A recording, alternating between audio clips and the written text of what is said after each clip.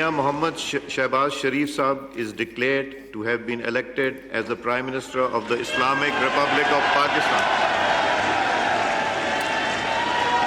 There's breaking political news out of Pakistan today.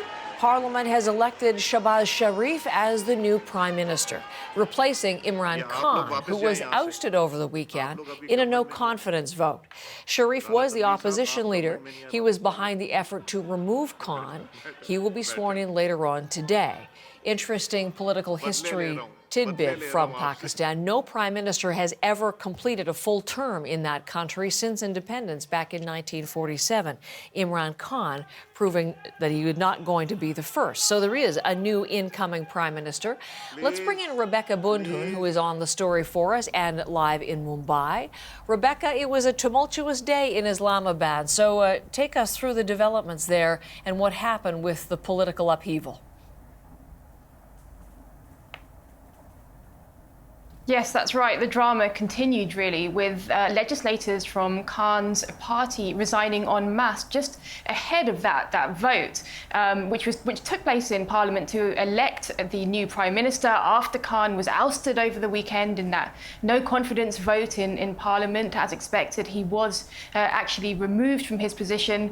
Now, Shahbaz Sharif has been voted into power. That was, again, very, very much expected. He was actually spearheading that campaign, that no-confidence motion to get Khan pushed out of power.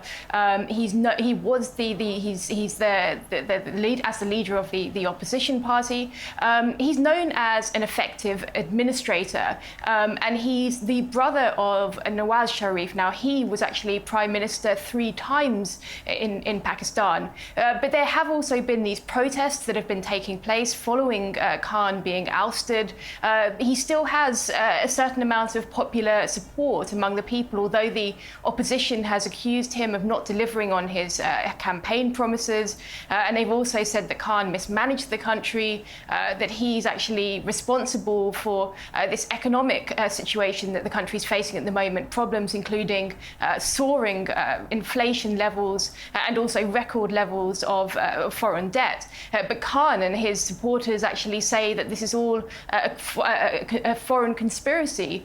Khan has actually blamed the US for being behind this, saying that because he's built closer relations with China and Russia, they wanted him out. Of course, Washington has denied these claims, but now Shahbaz Sharif is taking over. He will be sworn in as the new Prime Minister of Pakistan. Imran Khan's supporters, Rebecca, have already taken to the streets in protest. You just mentioned how lawmakers from his party resigned collectively, and more than 100 of them walked out of the National Assembly earlier today. Is this a political crisis, or is it going to be settled when Sharif is sworn in? Where is this likely to head? Well, we can see that there are those people that just aren't in support of this, and it was a process that took place in Parliament.